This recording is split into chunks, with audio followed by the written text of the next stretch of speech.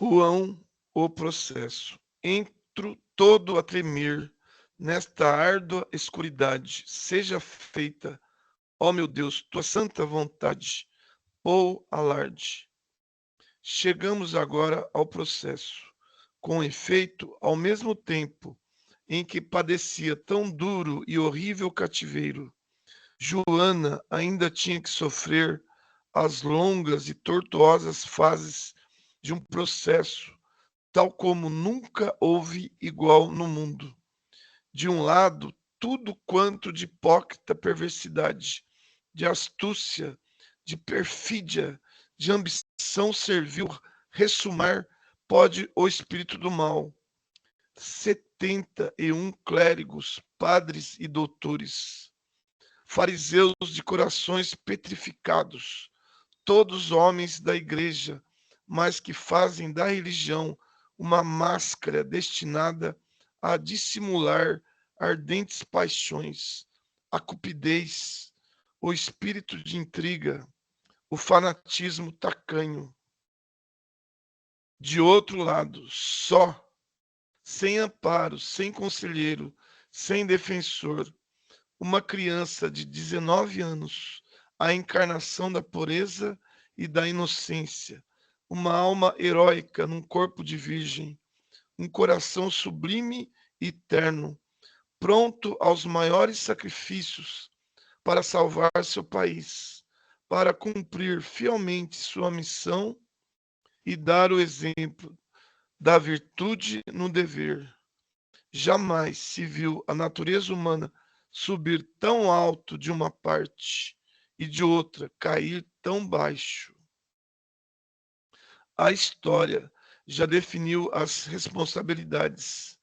Nada quero dizer que possa acirrar os ódios políticos ou religiosos, pois o nome de Joana d'Arc não é, entre todos os nomes gloriosos, aquele em torno do qual se devem coligar os sentimentos de admiração, partam de onde partirem. A igreja procurou desculpar-se da acusação que lhe pesava havia séculos, e para isso se empenhou na tarefa de lançar o odioso da condenação de Joana, exclusivamente sobre Pedro Cauchon, bispo de Beauvoir. Renegou-o, coberto de maldições, mas Pedro Cauchon é o único grande culpado? Lembremos um fato. A 26 de maio de 1430,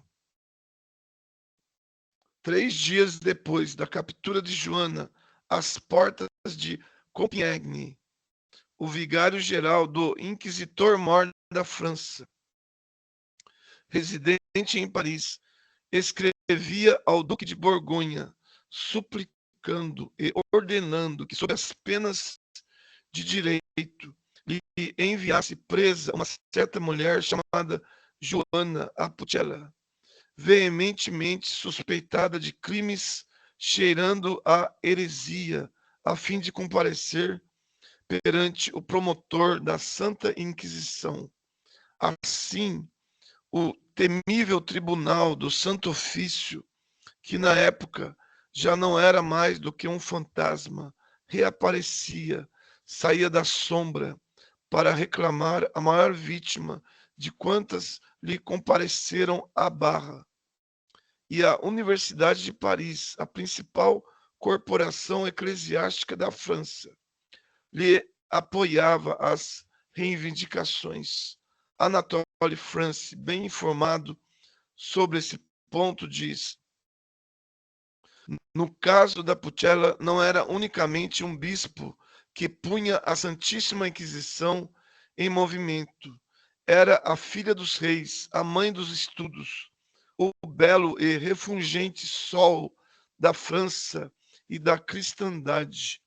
A Universidade de Paris, atribuindo-se o privilégio de conhecer das causas relativas às heresias, seus pareceres, reclamados de todas as partes, faziam fé por toda a face do mundo em que a cruz fora plantada. Havia um ano que ela pedia a apresentação da Pucella ao inquisitor, como suspeita de sortilégio. O mesmo autor acima citado ainda diz: depois de se entender com os doutores e mestres da Universidade de Paris, o bispo de Beauvoir surgiu a 14 de julho no acampamento de Compiègne e reclamou a Pucella como pertencente à sua justiça. Apresentava em apoio da reclamação as cartas que a alma mater endereçara ao duque de Borgonha e ao senhor de Luxemburgo. Era a segunda vez que a universidade reclamava Joana ao duque. Temia que outros a libertassem por vias oblíquas e lhe pusessem fora da alçada. O emissário levava também autorização para oferecer dinheiro. Pedro Cauchon, bispo de Beauvoir, que por se ter aliado aos ingleses, o povo expulsara de seu ódio, instruiu em pessoa e dirigiu o processo. Coube-lhe o papel mais importante. É incontestável, mas o vice-inquisidor João Lemaitre aprovou todas as escolhas que o mesmo bispo fez para a composição do tribunal, em que os dois muitas vezes se sentaram lado a lado. E quando Cauchon estava impedido, João Lemaitre presidia as sessões. Todos os documentos comprovam esse fato. O vice-inquisidor assinou e autenticou os autos das audiências que os escrivães do tribunal redigiam em 3 vias. Um desses exemplares ainda existe na biblioteca da Câmara dos Deputados, trazendo a posto o selo da Inquisição.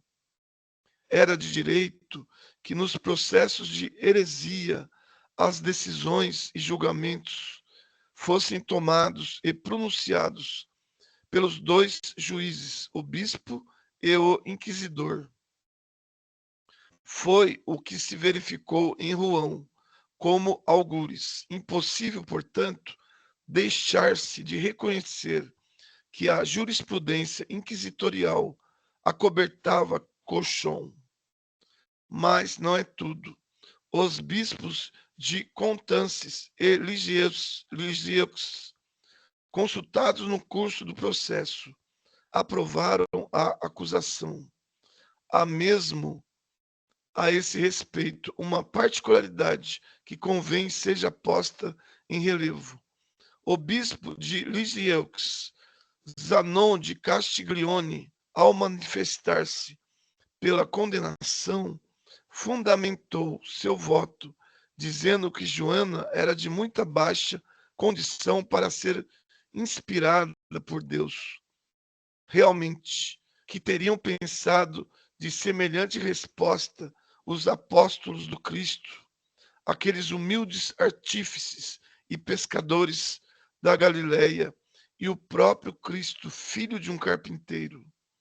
Também figuram no processo os bispos de Terone, de Noyon e de Norwich. Todos 3 tomaram parte nas admoestações a Pucella. Cauchon cercou-se de personagens consideradas e de teólogos de fama.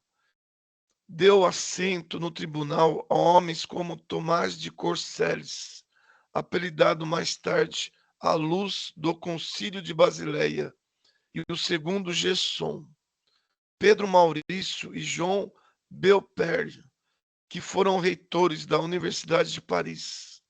Há doutores e mestres em teologia, tais como Guilherme Erard Nicole, Midi, Jacques de Turenne e a grande número de abades mitrados das grandes abadias normandas.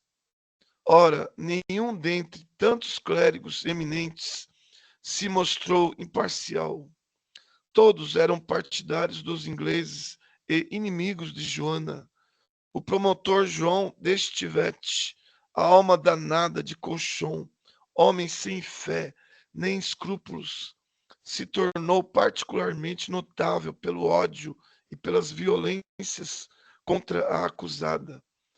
Nenhum direito lhe reconheceram a pretender, conforme pediu, que do tribunal fizessem parte, em número equitativo, alguns eclesiásticos amigos da França.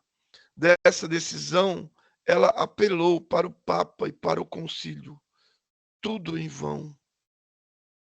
Os juízes, sem exceção, assessores cônegos, doutores em teologia, recebiam dos ingleses, por sessão, uma paga equivalente a 40 francos, moeda atual.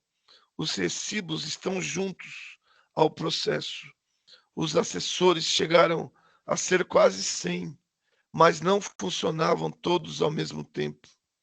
Os que mostravam mais hostis a Joana, além da paga, também recebiam presentes. O rei da Inglaterra deu aos membros do tribunal cartas de garantia para o caso que aqueles que tivessem tido por agradáveis aos erros de Joana tentassem pleiteá-los perante o Papa, o concílio ou noutra parte. Houve muitos pareceres da Sorbona, entre outros o de 19 de abril, confirmado pelas 4 faculdades a 14 de maio. Todos concluíam contra a Pucella. Cumpre acrescentar que o inquisidor-geral João Claverende, num sermão que pregou na igreja de São Martinho dos Campos, em Paris, após o suplício de Joana, repetiu todos os termos da acusação e aplaudiu a sentença. Pouco tempo depois, o Papa nomeava Pedro Colchon bispo titular de Lisieux. É exato que mais tarde a pena de excomunhão o fulminou, porém não como castigo de seu crime, simplesmente porque recusou satisfazer a um pagamento que o Vaticano exigia. Assim foi por uma questão de dinheiro que esse prelado se viu atingido pelos raios pontifícios, ao abrigo dos quais esteve, enquanto só carregava a culpa de haver levado à condenação a libertadora de seu país. De fato, nenhuma voz se elevou em toda a cristandade para protestar contra o iníquo julgamento de Joana, quer do lado do clero, quer se conservara francês, quer do lado do clero que se passara para os ingleses. Ao contrário, uma circular que a seus diocesanos dirigiu Renaud de Chartres, arcebispo de Remus, nos revela o vergonhoso estado de espírito de Carlos VII e de seus conselheiros. Num relatório escrito de acordo com os documentos da municipalidade e almotacelado de Reims, encontrou-se a análise de uma missiva do chanceler aos habitantes de sua cidade arquiepiscopal, concebida nos termos que se vão ler. Dá notícia da prisão de Joana diante de Compiègne e diz que tal sucedera por ela não ter querido aceitar o conselho, mas fazer tudo a seu bel prazer. Deus consentira em que fosse presa, por se haver enchido de orgulho, por causa das ricas vestes que trajava, e por não ter feito o que Deus lhe ordenara, mas só o que era da sua vontade, dela Joana. Entretanto, Carlos VII, embora pessimamente aconselhado, recebera altas e instantes solicitações em favor da heroína.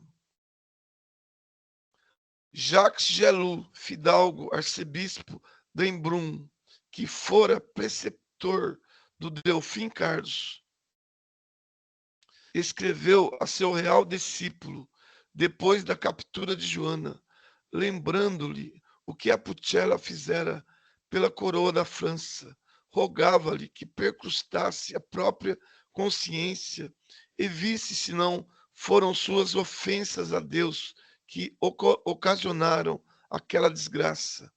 Recomendo-vos, acrescenta Gelo, que não poupeis meios nem dinheiro para recobrar essa donzela e resgatar-lhe a vida, seja a que preço for, se não quiserdes incorrer na pecha indelével de uma censurabilíssima ingratidão. Aconselha-lhe que ordene se façam por toda parte preces pela libertação de Joana, a fim de obter o perdão de alguma possível falta. Assim falou o velho bispo, que se lembrava de ter sido conselheiro do Delfim nos maus dias e que amava estremecidamente o rei e o reino. O resgate de Joana, quando em poder do conde de Luxemburgo, era possível. Nada fizeram. Havia também a possibilidade de a resgatarem por um golpe de força. Os franceses ocupavam Louviers, a pequena distância de Rouen. Conservaram-se imóveis.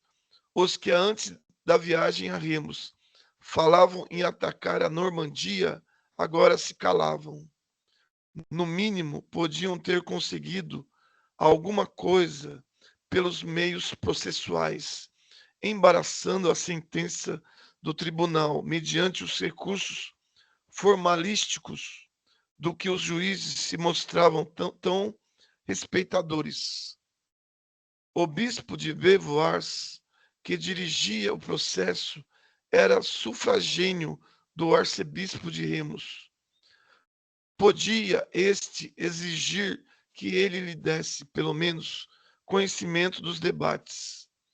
Reinaldo de Chartres, porém, se absteve de toda e qualquer intervenção.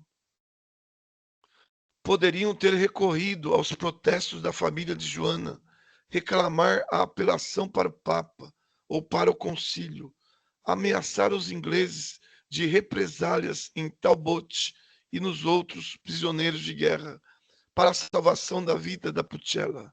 Nada se tentou. O abandono de Joana à sua sorte, diz Vallon, obedeceu a deliberado propósito.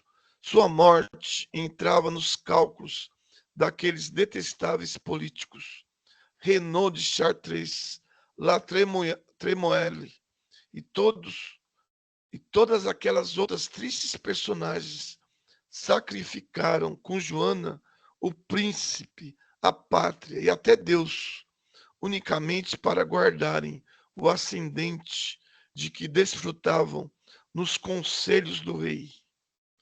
Tudo bem pesado, a responsabilidade do suplício e da morte de Joana toca, parece-nos em partes iguais, a igreja e as coroas da Inglaterra e da França.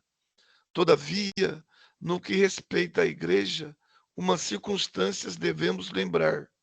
É que se tantos padres e prelados, se a própria Inquisição chafurdaram no processo de condenação de Joana d'Arc, também foi sob a direção do grande inquisidor João Berral que o processo de reabilitação se desenrolou. Assim como houve sacerdotes capazes de condenar Joana, outros houve, e não dos de menor valor, que tomaram a si glorificá-la, contando-se entre esses o grande Gerson e o arcebispo Delbrun. Evidentemente, tendo sido Joana queimada como feiticeira, a coroa da França não queria nem podia ficar sob acusação de haver pactuado com o inferno. Mas para conseguir o processo de revisão que viria aliviá-la desse peso, foi-lhe preciso negociar durante 3 anos com a corte de Roma.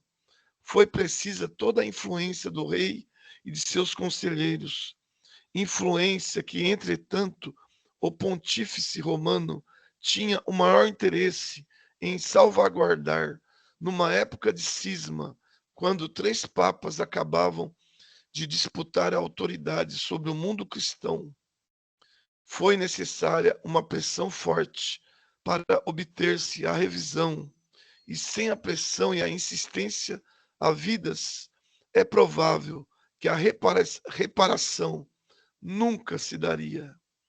O Tribunal de Reabilitação, diz Joseph Fabre, que se fez esperar 25 anos, sancionou a impunidade dos carrascos, do mesmo passo que proclamou a inocência da supliciada. Ainda mais, declarou Joana isenta do crime de heresia, mas admitiu que por herética a Virgem teria merecido o fogo, consagrando assim o exemplo dos juízes do primeiro tribunal, o nefasto princípio da intolerância, do qual foi ela vítima. Conquanto tardia e insuficiente, aceitamos a reparação tal como se operou. Recordemos que nas primeiras cidades da França se levaram a efeito procissões expiatórias, em que o clero tomou parte saliente. Lembremos igualmente que, em época mais recente, os próprios ingleses glorificaram a memória de Joana. Um de seus poetas, Sutel, proclamou-a a maior glória do gênero humano. Muitas e muitas vozes se hão erguido na Inglaterra pedindo que nas praças públicas de Rouen, representantes da coroa e do parlamento cantem a palinódia. Relembremos tudo isso e digamos que diante da portentosa figura de Joana devem desaparecer todos os ressentimentos, todos os ódios devem cessar. Em torno de seu augusto nome, nenhuma luta de partidos ou de nações se pode empenhar, porque esse nome, sendo um símbolo de patriotismo, é também, sobretudo, um símbolo de paz e de concórdia. Joana pertence a todos, certamente e em particular à França. Todavia, se houvesse cabimento para uma exceção no seio do país em favor de alguma coletividade ou grupo, se Joana pudesse pertencer mais a uns do que a outros, mandaria a lógica inflexível que fossem favorecidos pela exceção os que lhe souberam compreender a vida e penetrar-lhe o mistério, os que procuram ainda hoje, no estudo do mundo invisível, as forças, o amparo, os socorros que lhe asseguraram o triunfo para pô-los ao serviço do bem moral e da salvação da pátria. Voltemos aos juízes de Rouen. Quando se estudam as fases do processo, ressalta evidente que no espírito daqueles sofistas de corações gelados, no pensamento daqueles padres vendidos aos ingleses, Joana estava de antemão condenada. Não se encheram eles de despeito e raiva ao verem uma mulher levantar, em nome de Deus, de quem se diziam representantes, a causa que traíram, julgando-a perdida, a causa da França. Todos aqueles homens só visavam a um fim, só alimentavam um desejo: vingar nessa mulher a autoridade que eram ociosos e que sentiam ameaçada, a situação de que gozavam e que consideravam comprometida. Para eles, como para os ingleses, Joana estava destinada à morte, mas que apenas morresse não lhes bastava a política e ao ódio. Era preciso que a vissem morrer desonrada, renegando sua própria missão, e que os salpicos dessa desonra atingissem o rei e toda a França. Para isso, um único recurso havia: obterem que ela se retratasse, que negasse a missão de que se achava investida. Era necessário que se confessasse, inspirada pelo inferno, um processo por feitiçaria. Eis o caminho mais bem indicado para conduzi-la a tal extremo. A fim de alcançar seu objetivo, não se devia hesitar no emprego de qualquer meio. O embuste, a espionagem, maus tratos, todos os sofrimentos, todos os horrores de uma horrenda prisão, onde a castidade da Virgem se encontrasse exposta aos últimos ultrajes. As ameaças e a própria tortura lhe serviam, mas a tudo Joana resistiu. Concebei uma sala abobada, onde por estreitas aberturas se filtra mortiça luz. Dir-se-ia uma cripta funerária. O tribunal está reunido. Uns 60 juízes o compõem, sob a presidência do bispo de Beauvoir, a quem os ingleses prometeram o arcebispado de Rouen, se soubesse servir-lhes aos interesses. Por sob suas cabeças, pungente ironia, pende da parede a imagem do Cristo crucificado. Ao fundo da sala, em todas as saídas, brilham as armas dos soldados ingleses, de odientos semblantes ferozes. Para que essa ostentação de força, para o julgamento de uma menina de 19 anos. Joana lá está, pálida, cambaleante, carregada de ferros. Enfraqueceram-na os sofrimentos de um longo cativeiro. Lá está ela, só em meio de inimigos que juraram perdê-la. Só, oh, não, pois que se os homens a abandonam, se seu rei a esquece, se os nobres da França nada fazem para arrancá-la aos ingleses, à força ou pelo resgate, ao menos a seres invisíveis, velando por ela, amparando-a, inspirando-lhe réplicas, tais que por vezes causam espanto aos juízes. E que barulho, que tumulto, no auge do furor, cheios de raiva, os membros do tribunal, de momento a momento, se interpelam reciprocamente e disputam entre si. As questões se multiplicam, engendram mil ardis para desnortear a acusada, por meio de tretas hipócritas. Apoquentam-na com perguntas tão sutis, tão difíceis, que, segundo a expressão de um dos assessores, Isambard de Lapierre, os mais notáveis clérigos da assistência não teriam podido a elas responder sem grandes embaraços.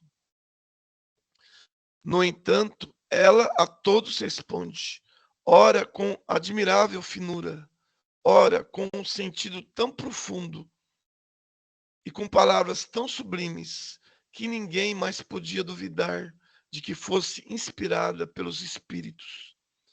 Temerosa impressão se apoderava dos assistentes quando ela dizia: eles aqui estão sem que os vejais. Aqueles homens se achavam, porém, demasiadamente enterrados no crime para serem capazes de retroceder. Assim, esforçavam-se por oprimir a donzela, física e moralmente. Submetiam-na a interrogatório sobre interrogatório. Efetuavam, às vezes, 2 por dia, de 3 horas cada um. E durante todo o tempo obrigavam-na a ficar de pé, suportando o peso de grossas correntes. Contudo, Joana não se deixa intimidar.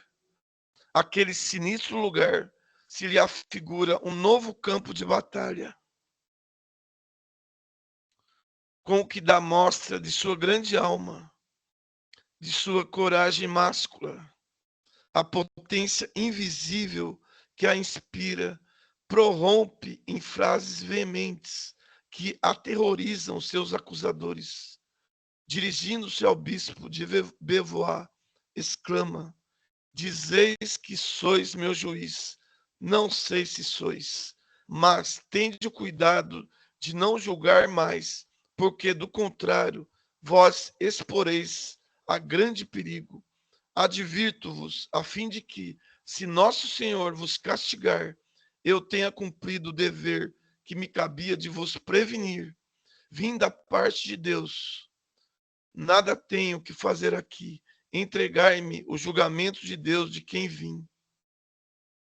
Entregai-me ao julgamento de Deus de quem vim. Fazem-lhe esta pergunta de insídia. Acreditais estar na graça de Deus? Se não estou, que ele me faça estar. E se estou, que ele nela me conserve. Julgas, pois, inútil confessar-te, ainda que em estado de pecado mortal? Jamais cometi pecado mortal. Podes lá sabê-lo? Minhas vozes me teriam abandonado? Que dizem tuas vozes? Dizem-me, não tenhas medo. Responde desassombradamente. Deus te ajudará. Procuram levá-la a reconhecer-se culpada do crime de magia, de sortilégios, pretendendo que se servira de objetos dotados de poderes misteriosos. Defendias o estandarte ou o estandarte que te defendia? Ela responde: fosse do estandarte ou de Joana Vitória, tudo pertencia a Deus. Mas era no estandarte ou em ti mesma que fundavas a esperança da vitória. Em Deus e em nada mais. Quantos outros, em seu lugar, teriam podido ou sabido resistir à tentação de atribuírem a si próprios o mérito de suas vitórias? O orgulho se infiltra até ao fundo das mais nobres e mais puras almas. Quase todos nós somos inclinados a dar crescido valor aos atos que praticamos, a lhes exagerar o alcance, a nos glorificarmos sem razão. Entretanto, tudo nos vem de Deus. Sem Ele, nada seríamos, nada poderíamos. Joana o sabe, e na atmosfera de glória que a cerca, se faz humilde, pequenina, atribuindo unicamente a Deus o merecimento da obra realizada. Longe de se envaidecer de sua missão, restringe-a a justas proporções. Não fora mais do que um instrumento ao serviço da potência suprema. Aprove a Deus obrar assim, por intermédio de uma simples virgem, para repelir os adversários do rei. Mas que instrumento admirável de sabedoria, de inteligência e de virtude. Que profunda submissão às vontades do alto. Todos os meus atos e palavras estão nas mãos de Deus e confio nele. Um dia, o bispo de Beauvoir entra no cárcere revestido dos paramentos sacerdotais e acompanhado de 7 padres. Joana é prevenida de que será decisivo o interrogatório pelo qual vai passar. Suas vozes, depois de lhe darem esse aviso, aconselham-na que resista com denodo, que defenda a verdade, que desafie a morte. Tanto basta para que, ao defrontar os ministros da igreja, o corpo extenuado se lhe enrige, o semblante se lhe ilumine e seu olhar brilhe com vivo e inigualável fulgor. Joana, diz o bispo, queres submeter-te à igreja? Terrível pergunta essa na Idade Média, e da qual depende a sorte da heroína. Reporto-me a Deus em todas as coisas, responde ela. A Deus que me sempre inspirou. Aí está uma palavra bastante grave entre ti e Deus, a igreja. Queres sim ou não submeter-se à igreja? Vim ao encontro do rei para a salvação da França, guiada por Deus e por seus santos espíritos. A essa igreja, a de lado alto, me submeto com relação a tudo o que tenho feito e dito. Assim recusas submeter-te à igreja, recusas renegar as tuas visões diabólicas. Reporto-me a Deus somente. Pelo que respeita às minhas visões, não aceito o julgamento de homem algum. Eis aqui o ponto capital do processo. Tratava-se de saber, acima de tudo, se Joana subordinaria a autoridade de suas revelações às vontades da Igreja, por ocasião do processo de reabilitação. Os juízes e as testemunhas tiveram como preocupação única demonstrar que a Virgem hesitara e, por fim, aceitara a supremacia do Papa e da Igreja. Ainda hoje é o argumento dos que colocam a heroína no paraíso católico. Durante o processo de condenação, ao contrário, Joana, em todas as suas respostas, se mostra resoluta. Seu pensamento não tem obscuridade. A palavra não lhe falta firmeza. Profundo é o sentimento que nutre no tocante a causa que defende. De um lado está a regra, o despotismo das traições, a suposta infabilidade de um poder que se imobilizou há séculos. De outro lado, encontram-se a inspiração, os direitos sagrados da consciência individual. E a inspiração aqui se manifesta sob uma das mais sugestivas, mais empolgantes formas já vistas no correr dos tempos. Forçoso é, pois, reconhecer, muito melhor do que os testemunhos do processo de reabilitação, os interrogatórios de João nos dão a ver Joana em toda a sua grandeza, em todo o esplendor de suas respostas apaixonadas, nas quais a palavra lhe sai vibrante, enquanto o olhar, diz uma testemunha, despede lampejos, fascinava até os próprios juízes.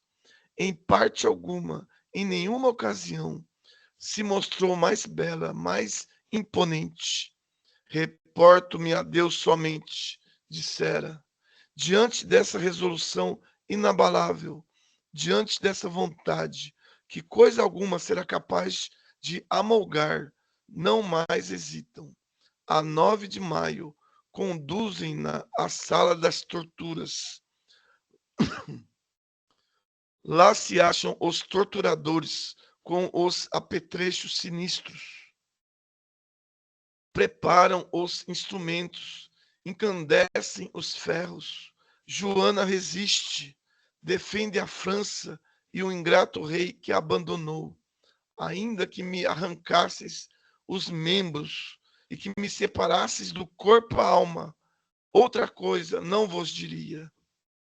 Deixaram de torturá-la não por piedade, mas porque, no estado de fraqueza física a que chegara, ela evidentemente expiraria durante os tormentos, e o que se queria era uma morte pública, um cerimonial espetaculoso, de molde a impressionar a massa popular.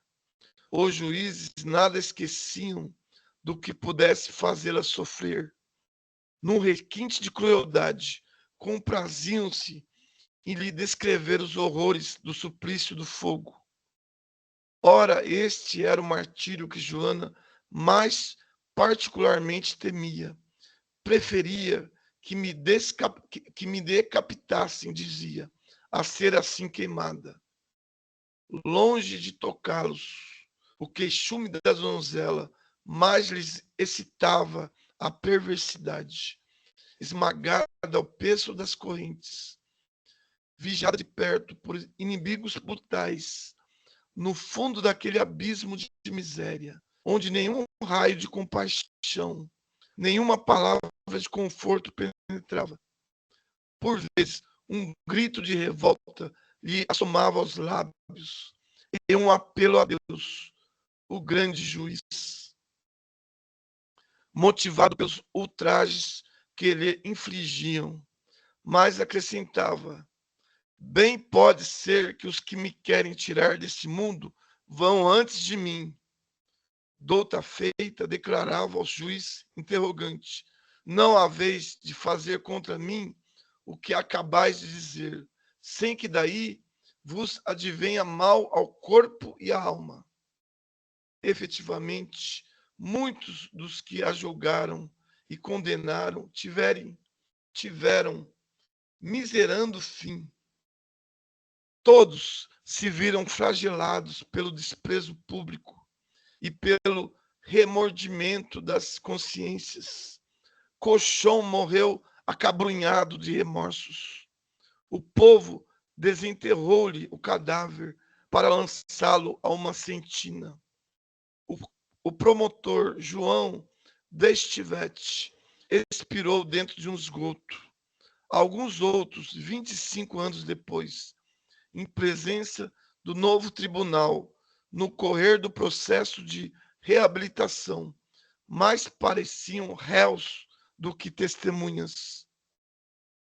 Causava dó a atitude em que se apresentavam e a maneira por que falavam traía a perturbação que lhes lançara na alma o sentimento da própria indignidade. Nos interrogatórios, nem sempre respeitavam a verdade.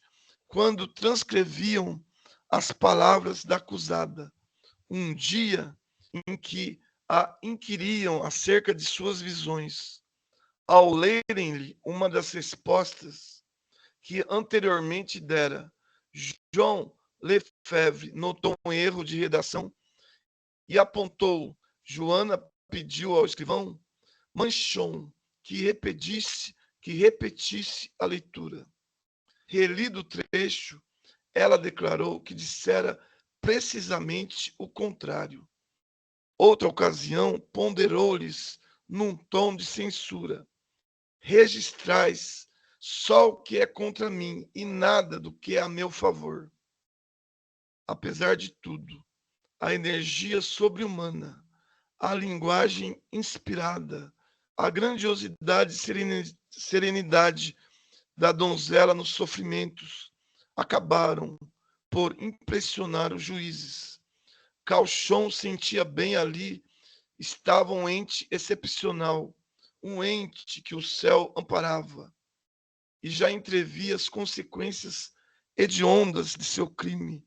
Já elas se lhe erguiam diante dos olhos. Em certos momentos, a voz da consciência o repreendia e ameaçava. O pavor assaltava o prelado. Mas como recuar? Os ingleses, sempre presentes, acompanhavam com febril atenção a marcha do processo, aguardando com tenebroso furor a hora de poderem imolar Joana, depois de a terem torturado e desonrado. Ao bispo de Beauvoir só lhe deparou um recurso: fazer com que a vítima desaparecesse assassinada. Era evitar um crime público por meio de um crime secreto.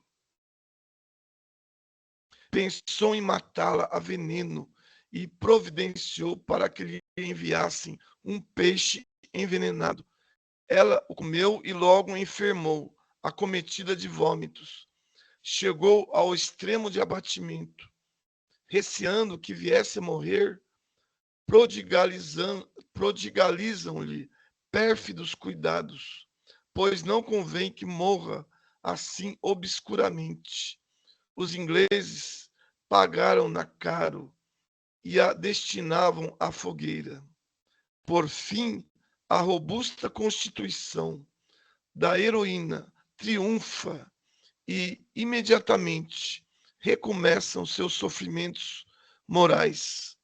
Aproveitam o estado de fraqueza em que a veem para redobrarem de insistência. Exigem-lhe uma abjuração. Nada fora olvidado para a consecução desse fim. Espionagem, mentiras, tentativa de defloramento e até o veneno.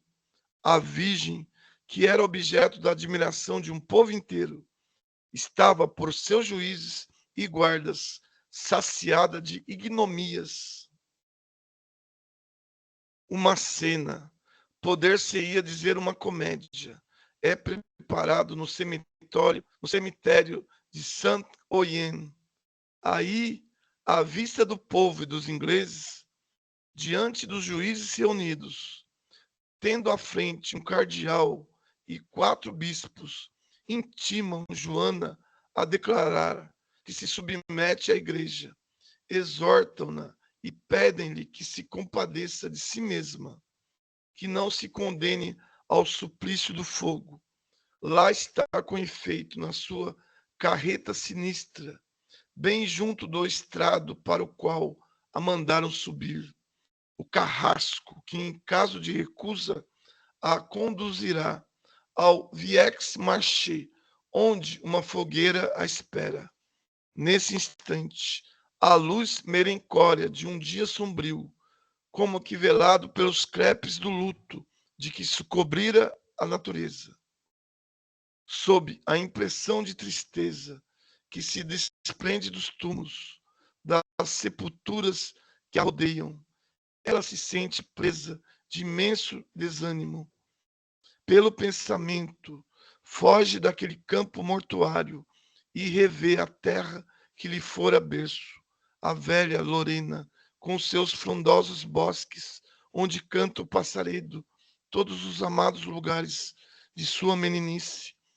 Parece-lhe ouvir as canções das fiandeiras e dos pastores, escuta as modulações cheias de doçura, de queixumes que de tão longe o vento lhe traz nas asas.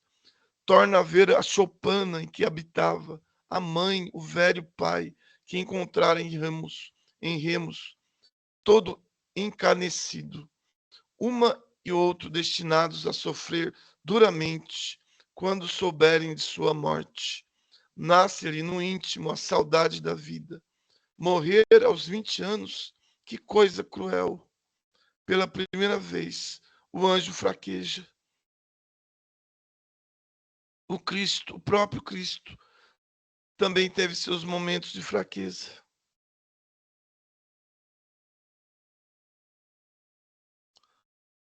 No Monte das Oliveiras, não desejou afastar de si o cálice das amarguras? Não disse que se afaste de mim esse cálice. Joana, sem mais forças para resistir, assina o papel que lhe apresentam. Lembremos que ela não sabe ler nem escrever. Além disso, o papel que lhe deram para assinar não é o que ficará arquivado. Operou-se uma substituição infame. Nem mesmo diante desse ato odioso recuaram. Hoje a prova está feita de que é falsa a fórmula de abjuração que figura no processo, assinada com uma cruz. Difere, quer no contexto, quer na extensão, da que Joana subscreveu. Nenhuma só pessoa das que depuseram na revisão do processo atestou a identidade de tal documento. 5 a negaram. A fórmula que se encontra apensa aos atos é extremamente longa. 3 testemunhas, Delanchambre, Taquel, Monet, disseram: estávamos muito perto, vimos o papel, não continha mais do que 6 ou 7 linhas. A leitura da fórmula durou tanto quanto a recitação de um Padre Nosso, acrescenta Migiete. Outra testemunha declarou: sei positivamente não ser a que se menciona no processo a fórmula que lia Joana e que ela assinou. Ora, esta testemunha não é outra senão o escrivão Maciot, que foi quem leu para que Joana repetisse a fórmula de abjuração. A donzela, aturdida, não ouviu nem compreendeu o que se achava escrito no papel. Assinou sem fazer juramento, sem ter plena consciência de seu ato. Afirma-o ela própria aos juízes, alguns dias depois. O que estava na fórmula de abjuração eu não compreendi, não entendi desdizer-me, senão no que fosse de agrado de Deus que eu dissesse. Assim, o que as ameaças, as violências e todo o instrumental das torturas não puderam obter da heroína, conseguiram-no as súplicas, as solicitações hipócritas. Aquela alma tão meiga se deixou levar pelas refalsadas aparências de simpatia, pelas fementidas demonstrações de benevolência. Mas na mesma noite, as vozes se fizeram ouvir imperiosas na prisão. E a 28 de maio, Joana o declara aos juízes. A voz me disse que abjurar é uma traição.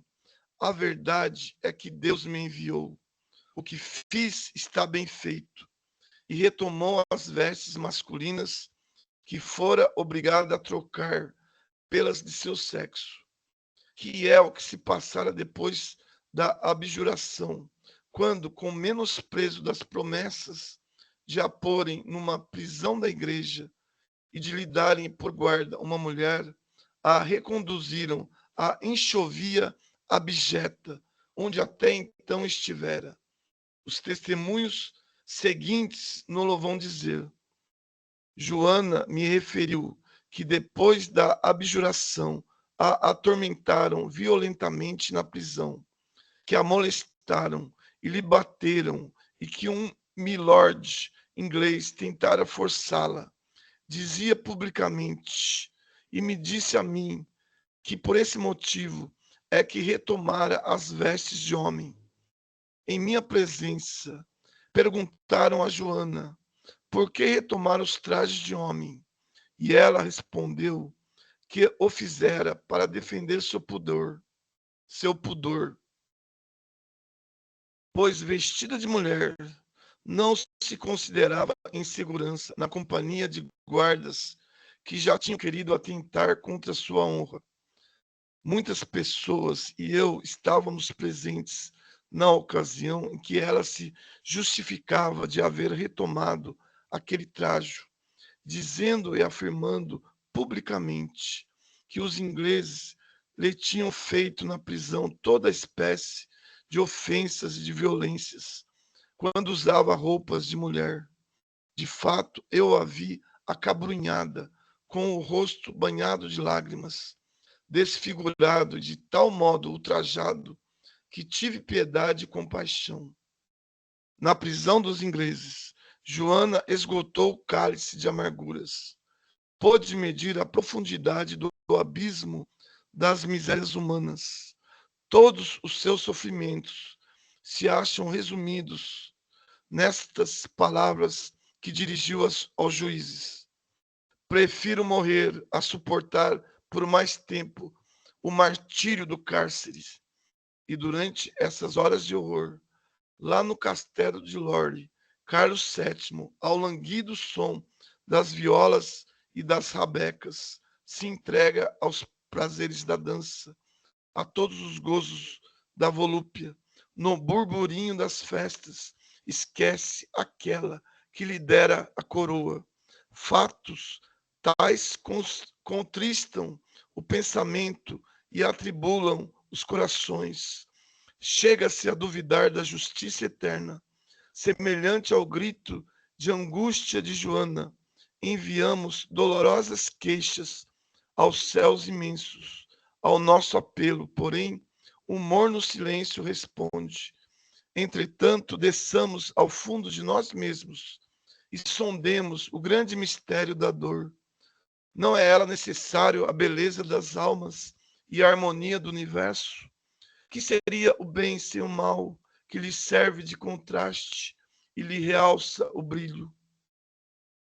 Apreciaríamos os benefícios da luz se não tivéssemos que sofrer a treva?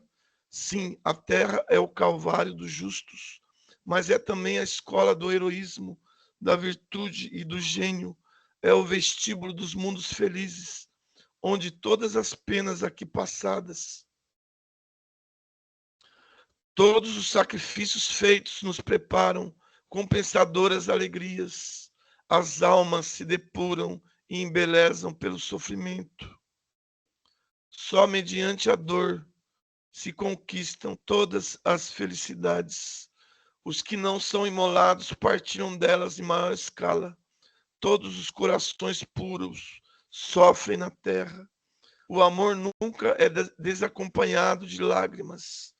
No âmago das sociedades humanas não há senão o vazio e o amargor, e por entre os nossos mais belos sonhos se insinuam espectros. Mas tudo nesse mundo é passageiro. O mal pouco dura, enquanto que no alto, nas esferas superiores, o reino da justiça se desdobra numa duração eterna. Não, a confiança dos crentes, o devotamento dos heróis, as esperanças dos mártires não são quimeras vãs. A terra é um degrau para subir-se aos céus. Que essas almas sublimes nos sirvam de exemplo, que sobre nós irradie, através dos séculos, a fé que a sustentou. Expulsemos de nossos corações as tristezas e os desânimos. Saibamos tirar das provações e dos males todo o fruto que nos oferecem para a nossa elevação. Saibamos tornar-nos dignos de renascer em mundos mais belos, lá onde não vicejam o ódio, nem a injustiça, nem a secura dos corações, onde as existências correm numa harmonia cada vez mais penetrante e numa luz cada vez mais viva. Após a retratação, Joana foi declarada relapsa, herética, cismática e condenada sem remissão. Só lhe restava morrer, morrer pelo fogo, tal a sentença proferida por seus juízes. Esses juízes, esses crentes do 15º século, não quiseram reconhecer a missão de Joana d'Arc. Acreditam nas longínquas manifestações de que falam as Bíblias. Apraz-lhes reportarem-se pelo pensamento às épocas em que os enviados do alto descem à terra e entram na sociedade dos homens.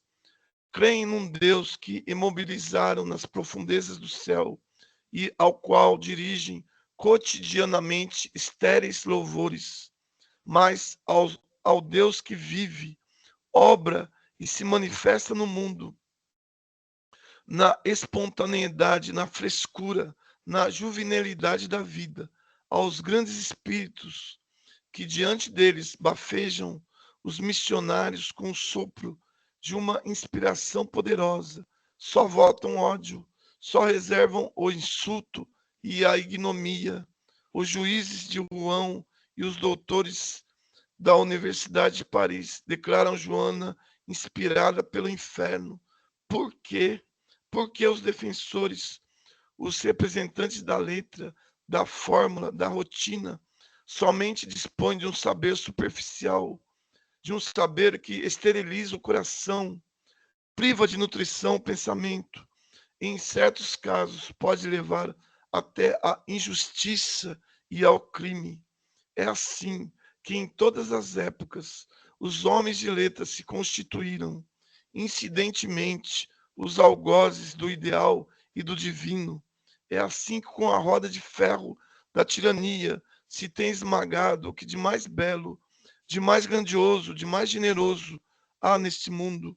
O resultado não se fizeram esperar, e para a igreja foram terríveis.